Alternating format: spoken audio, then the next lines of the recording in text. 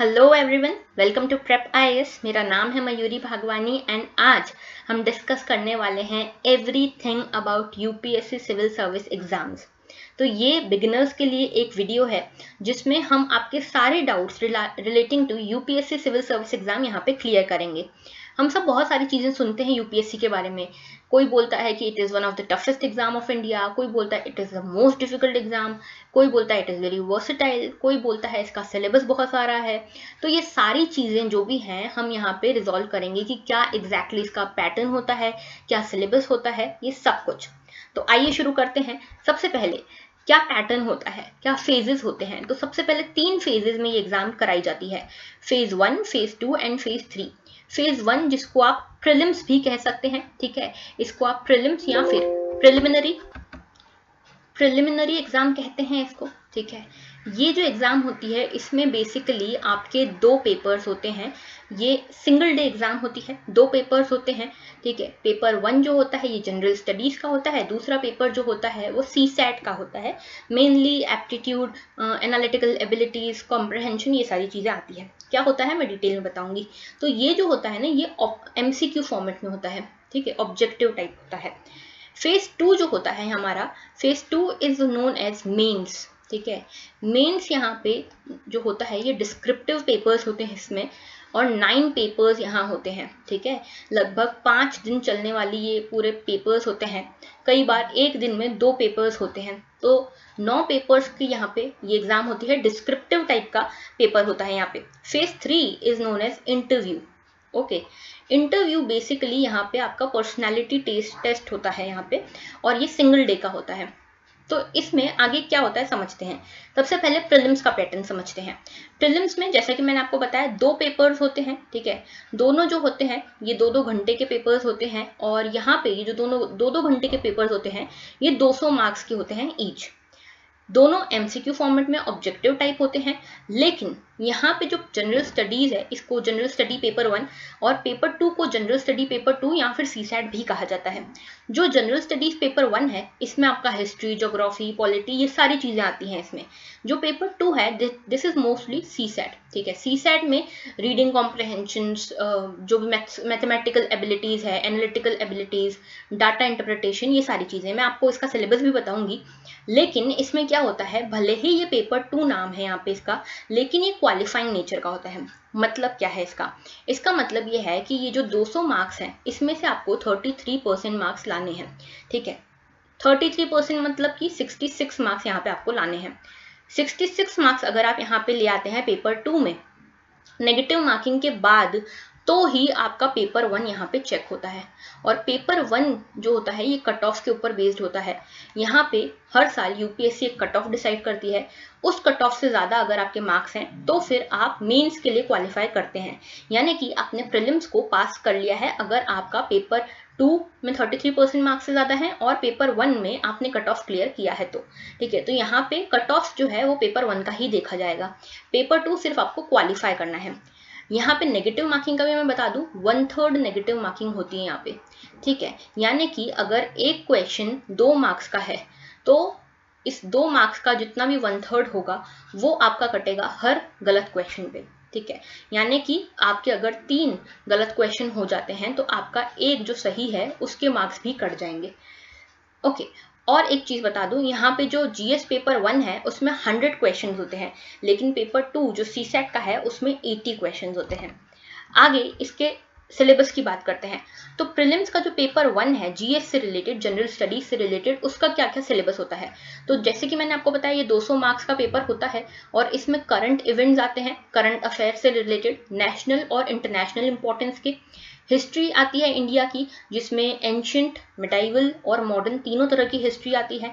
Indian national movement आता है, ठीक है। एक चीज़ यहाँ ध्यान रखना है, वर्ल्ड हिस्ट्री यहाँ नहीं आती, पूछी जाती है। इंडियन एंड वर्ल्ड ज्योग्राफी पूछी जाती है। इंडियन पॉलिटी जैसे हमने स्कूल में पढ़ा होता है सिविक्स, वही चीज़ें यहाँ पे इंडियन पॉलिटी में पूछी जाती हैं। गवर्नेंस पूछा जाता है यहाँ पे, Panchayati Raj system, constitution, political system, public policy, rights issues, ये सारी चीज़ें यहाँ पे कवर की जाती हैं। इकोनॉमी से रिलेटेड यहाँ पे चीज़ें पूछी जाती हैं, इंडियन इकोनॉमी के बारे में, सोशल डेवलपमेंट के बारे में, सस्टेनेबल डेवलपमेंट के बारे में, पावर्टी क्या होता है, इंक्लूजन क्या है, डेमोग्राफिक्स क्या है, पॉपुलेशन के क्या इश्यूज हैं इंडिया में, ये सारी चीज़ें।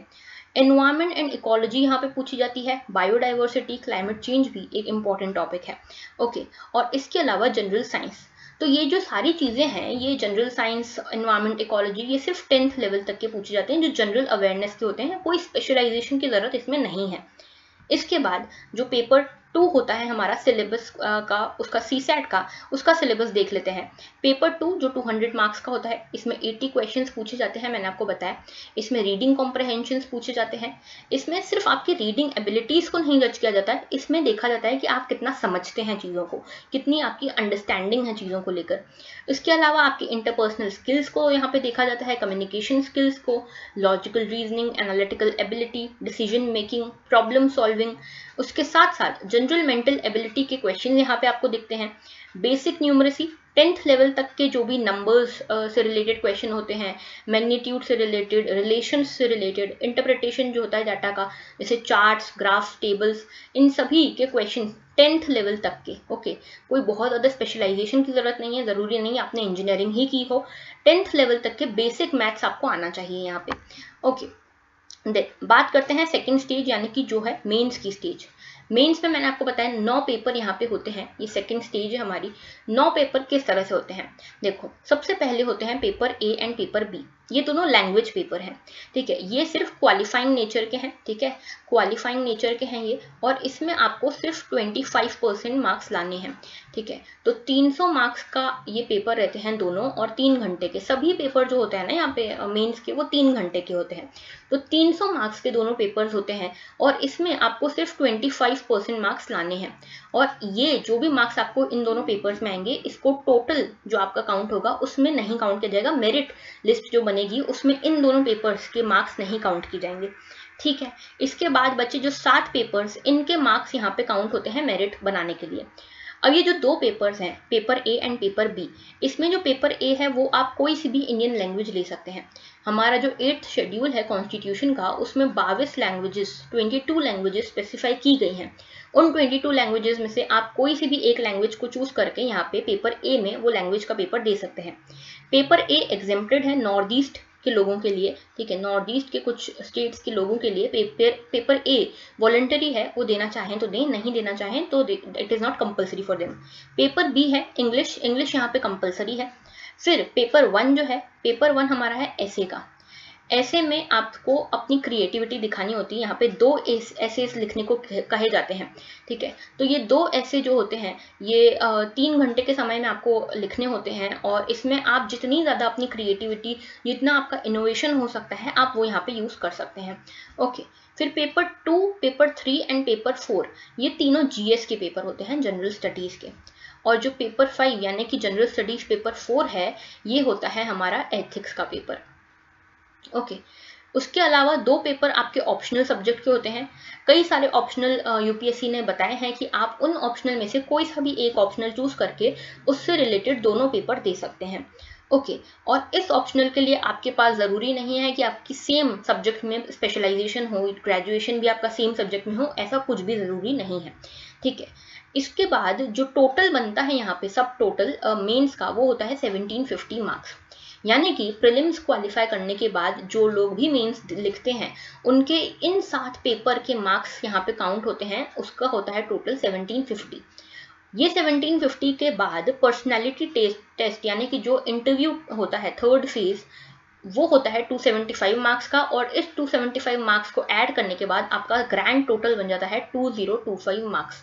यानी कि 2025 मार्क्स में से जितने भी मार्क्स आपको आएंगे, उस बेसिस पे आपकी रैंकिंग होती है, उस बेसिस पे आपकी मेरिट होती है, और उसी बेसिस पे आपको सर्विस अलॉकेट होती है। ओके, एक चीज़ और मैं बता दूं कि पेपर ए और बी जो लैंग्वेज पेपर्स हैं, इसमें अगर आप 25% मार्क्स नहीं ला पाए, तो आपके ये बाकी सारे 7 पेपर्स चेक नहीं होते हैं। इसीलिए इसमें 25% लाना, क्वालिफाई करना इन्हें ज़रूरी है, तभी आपके बाकी के 7 पेपर चेक होंगे। ओके, इसके बाद बात करते हैं सिलेबस की, कि मेंस का सिलेबस क्या होता है यहाँ पे। तो देखो, जनरल स्टडीज पेपर 1 देखो हमने पेपर ए और पेपर की बी की तो बात कर ली, दोनों लैंग्वेज के पेपर हैं। उसके बाद ऐसे का कोई अलग से डिफाइंड सिलेबस नहीं है, उसमें टॉपिक्स कुछ डिफाइंड होते हैं, जैसे विमेन इश्यूज हो गए, चिल्ड्रन इश्यूज हो गए, फिलोसॉफिकल इश्यूज हो गए, इंटरनेशनल रिलेशन से रिलेटेड इश्यूज हो गए, ये सारी चीज़ों के बारे में ऐसे पूछे जा सकते हैं।